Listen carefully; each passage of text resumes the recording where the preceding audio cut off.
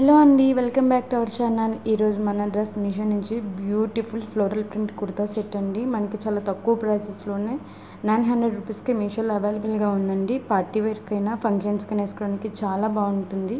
Fabric మనకి organza fabric అండి.